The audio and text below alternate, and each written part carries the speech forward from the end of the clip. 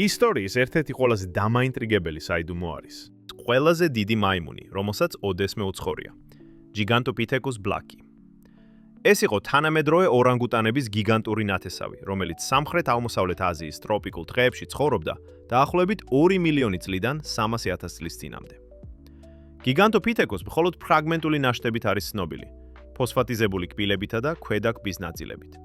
მისგან არც ერთი სხეულის პოსტკრანიალური ძვალი არ არის აღმოჩენილი, რაც კვლევას განსაკუთრებით ართულებს.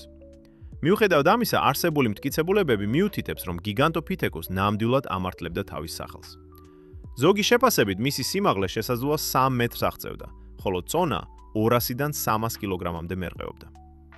თუმცა სხვა მკვლევრები აფრთხილებენ, რომ ასეთი რიცხვები შეიძლება ზედმეტად სპეკულაციური იყოს არასრული ჩონჩხის გამო. უფრო ზუსტი შეფასებები მის სიმაღლეს დაახლოებით 2,3 მეტრად აფასებს, რაც მაინც წარმოუდგენლად დიდ ზომას ნიშნავს. მისი უჩვეულოდ დიდი კბილები მიუთითებს, რომ ის თანამედროვე გორილებზე დიდიც კი იყო, რაც მას აქცევს ყველაზე დიდ მაიმუნად, რომელსაც ოდესმე დედამიწაზე დაუდგამს ფეხი. თუმცა Gigantopithecus-ის შესახებ ბევრი რამ კვლავ უცნობია. მიუხედავად იმისა, რომ იგი ჯერ კიდევ 1930-იან წლებში აღმოაჩინეს, მისი ანატომია და ევოლუციური კავშირები მხოლოდ ბოლო წლებში გახდა უფრო ნათელი. ყველაზე დიდი საიდუმლო მაინც მისი გადაშენების მიზეზია. შეხვდა თუ არა Gigantopithecus ძველ ადამიანურ სახეობებს?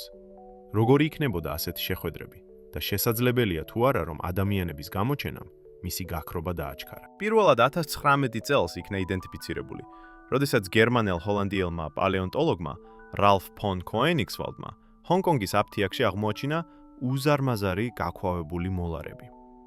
ასეთ კბილებს იქ დრაკონის კბილების სახელით ყიდნენ ტრადიციული მედიცინისათვის. მიუნხენის მუზეუმში მუშაობის გამოცდილებაზე დაბრუნებით, Koenigswaldi მაშინვე მიხვდა, რომ ეს კბილები ეკუთვნოდა აქამდე უცნობ გიგანტურ ჰომინიდს და იმავე წელს მას სახელი Gigantopithecus blaki უწოდა. მოგვიანებით მან კიდევ არაერთი კბილი შეიძინა სხვადასხვა აფთიაქიდან. მეორე მსოფლიო ომის დროს Koenigswaldi იავაზე დააპატიმრეს იაპონურმა ძალებმა. თავისი ფოსილური კოლექციის დასაცავად მან კვლევები მეუღლესა და მეგობრებს ჩააბარა. ცნობების მიხედვით, ზოგი ნიმუში რძის ბოთლში დალუქეს და ბაღში დამარხეს, რათა უსაფრთხოდ შეენახათ.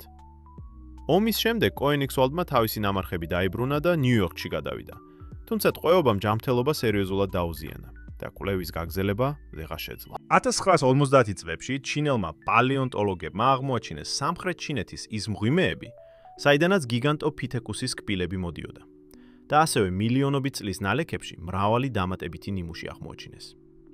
1956 წელს Gigantopithecus-ის პირველი ქვედა კბა სოფლის მცხოვრებმა იპოვა, რომელიც მღვიმის ნალექს სასუქისთვის თხრიდა. 1957 წელს დაწყებულმა გათხრებმა კიდევ 2 ნაწილობრივი ქვედა ყბა და 1957-დან 1963 წლებში 1000-ზე მეტი ცალკეული კბილი გამოავლინა.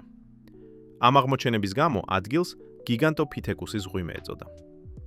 მოგვიანებით კბილები სამხრეთ ჩინეთის სხვადასხვა რეგიონშიც აღმოაჩინეს და შესაძლოა ჩრდილოეთ ვიეტნამშიც.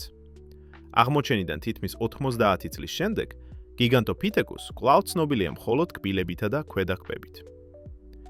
1,9 მილიონი წლის ასაკის მოლარიდან მეცნიერებმა კბილის ემალის ცილების თანმიმდევრობა აღადგინეს, რამაც დაადასტურა, რომ იგი ორანგუტანების ახლო ნათესავია. თანამედროვე ფონგოს გვარის დახაზი საერთო წინაპრით დაახლოებით 12-დან 10 მილიონი წლის წინ. კბილებისა და ყბის ანატომია. აგრეთვე ნახშირბადის და ჟანგბადის იზოტოპური მონაცემები მიუთითებს, რომ Gigantopithecus მცენარეულად იკვებებოდა.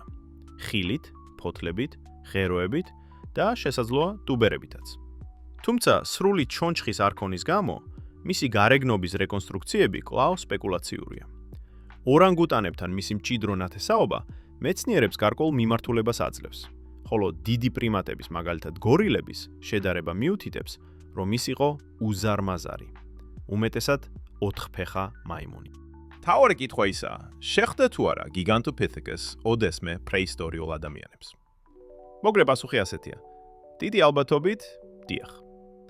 პალეოარტისტული რეკონსტრუქციები ხშირად ასახავს Gigantopithecus-ისა და Homo erectus-ის ურთიერთქმედებებას. ყველაზე ცნობილი მაგალითია 1970-იან წლებში შექმნილი ილუსტრაცია Zdenek Buryanis მიერ. ასევე Mark Whittonis, John Sibikisა და Rudolf Hemmas ნამუშევრები, რომლებიც ამ ორ სახეობას ერთმანეთის პირისპირ წარმოაჩენენ. მაგრამ გვაქვს თუ არა პირდაპირ მტკიცებულება? საბოლოო და უდაო დასტური დერჯერობით არ არსებობს. თუმცა ვიცით, რომ ჰომოს გვარის წარმომადგენლები სამხრეთ-აღმოსავლეთ აზიაში იმავე პერიოდში ცხოვრობდნენ, როდესაც გიგანტოფიფეკუს ამ რეგიონის ტროპიკულ ტყეებში ბინადრობდა. ჰომო ერექტუს აფრიკაში დაახლოებით 2 მილიონი წლის წინ გაჩნდა და სამხრეთ-აღმოსავლეთ აზიაში მინიმუმ 1 მილიონი 9 მილიონი წლის წინ უკვე იყო გავრცელებული, შესაძლოა უფრო ადრეც. ის იყო პირველი ადამიანის მსგავსი სახეობა, რომელიც აფრიკას ფართოდ გასცდა და ევრაზია შეისწავლა. ბევრად ადრე ვიდრე მოგვიანებით, ჰომო საპიენსის მიგრაციები დაიწყებოდა. თუმცა, აზიაში სხვადასხვა ადამიანის მსგავსი ზუსტი დროითი და გეოგრაფიული გავრცელება დღემდე აქტიური დისკუსიის საგანია. ყველაფერი მიუთითებს, რომ ჰომო ერექტუს იმყოფებოდა სწორ ადგილებში და სწორ დროს, რათა გიგანტოფითეკუსთან გადაკვეთა მომხდარიყო. მტკიცებულებების მიხედვით, ერექტუსი იავაზე დაახლოებით 108,000 წლის წინამდე გადარჩა, რაც ნიშნავს, რომ იგი სამხრეთ-აღმოსავლეთ აზიაში დაახლოებით 1,500,000 წლიდან 100,000 წლამდე ცხოვრობდა. ანუ, გიგანტოფითეკუსთან საკმაოდ ხანგრძლივი გადაკვეთის პერიოდი ჰქონდა. 1996 წელს ჩრდილოეთ ვიეტნამში მდებარე მღვიმე, რომელიც დაახლოებით 475,000 წლით თარიღდებოდა, თავდაპირველად თანაცხოვრების ყველაზე ძლიერ მტკიცებულებად ჩაითვალა. იქ აღმოჩენილი იყო ჰომინოიდის კბილები, რომლებიც მიეწერებოდა როგორც ჰომო ერექტუს, ასევე გიგანტოფითეკუს და როგორც ვარაუდობდნენ, ძველ მდინარეს ერთად ჰქონდა ჩარეცხილი. თუმცა მოგვიანებით ჩატარებულმა ხელახალმა ანალიზმა დაასკვნა, რომ გიგანტოფითეკუსის კბილები სინამდვილეში ეკუთვნოდა გადაშენებულ ორანგუტანს, ფონგო ვაიდენრაიჩის და არა გიგანტურ მაიმუნს. მსგავსი შემთხვევა მოხდა 1985 წელს ჩინეთში, სადაც ქვედაყბის ფრაგმენტი, რომელიც თავდაპირველად ჰომო ერექტუსად ჩაითვალა, აღმოჩნდა 16 გიგანტოფითეკუსის კბილის გვერდით. მოგვიანებით ეს პაც გადაკვალიფიცირდა და არაჰუმანურ დიდ მაიმუნს მიეკუთვნა. სპეკულაციებზე გადასვლისას გიგანტოფითეკუსი ხშირად ჩნდება კრიპტოზოოლოგიურ მითებში. მისი არსებობა როგორც რეალური გიგანტური პრიმატის გახდა შთაგონება ისეთი იდუმალი არსებების თეორიებისთვის, როგორიცაა ბიგფუტი და იეტი. ერთმა კრიპტოზოოლოგმა კი შემოგთავაზა სახელიც გიგანტოფითეკუს კანადენსის, ბიგფუტისთვის. ამ იდეის მიხედვით ბიგფუტი ორანგუტანების ხაზს მიეკუთვნება და არა ადამიანებთან ახლო ნათესაობას. ირონიულია, რომ იმავე კრიპტოზოოლოგს გიგანტოფითეკუს უფრო ადამიანის მაგორ არსებად მიაჩნდა და არა პონგინად, ორანგუტანების ჯგუფის წევრად. მსგავსი თეორიები ვარაუდობს, რომ ასეთი პოპულაცია სამხრეთ-აღმოსავლეთ აზიიდან ბერინგის სახმელეთო ხიდის გავლით ჩრდილოეთ ამერიკაში გავრცელდა და დღემდე გადარჩა. თუმცა დღეს უკვე ვიცით, რომ გიგანტოფითეკუს ორანგუტანებთან მჭიდროდ იყო დაკავშირებული, ხოლო ბიგფუტის აღწერილობები გაცილებით უფრო ჰომინინურია, რაც გიგანტოფითეკუს ძალიან სუსტ კანდიდატად აქცევს ბიგფუტის ახსნისთვის. თუ ბიგფუტმა დამოუკიდებლად არ განივითარა ადამიანის მაგვარი ნიშნები, ანუ ფაქტობრივად არ იქცა პონგინად, რომელმაც ჰომინინებთან კონვერგენციული ევოლუცია განიცადა, მისი არსებობა სერიოზულ პრობლემას აწყდება. ეს კი ხაზს უსვამს კრიპტოზოოლოგიის ერთ მთავარ პრობლემას. სპეკულაციურ სამყაროს მშენებლობას, სადაც გამოგონილი ევოლუციური ისტორიები გამოიყენება კრიპტიდების ასახსნელად. ეს შეიძლება სახალისო იყოს, მანამ სანამ ზედმეტად სერიოზულად არ მივიღებთ. თუ ჩრდილოეთ ამერიკაში მართლაც არსებობს ჯერ კიდევ აღმოუჩენილი არაჰუმანური პრიმატი, ნაკლებად სავარაუდოა, რომ იგი გიგანტოფითეკუსის შთამომავალი იყოს. იგივე გიგანტური მაიმუნი ხშირად გამოიყენება იეტის ახსნადაც, რაც გეოგრაფიულად მაინც უფრო ლოგიკურია გიგანტოფითეკუსის აზიური ფოსილების გათვალისწინებით. ამ იდეამ პოპულარობა მას შემდეგ მოიპოვა, რაც ერთმა ზოოლოგმა ივარაუდა, რომ 1951 წელს გადაღებული იეტის ცნობილი ნაკვალევი შეიძლებოდა ორფეხა გიგანტოფითეკუსის მიერ ყოფილიყო დატოვებული. თუმცა ამ ნაკვალევის ავთენტურობა ძლიერ საეჭვოა და დიდი ალბათობით ფალსიფიკაციაა. კიდევ ერთი სერიოზული პრობლემა ისაა, რომ გიგანტოფითეკუს უკვე 300,000 წელია აღარ ჩანს სამხრეთ-აღმოსავლეთ აზიის მღვიმეების ფოსილურ ჩანაწერებში.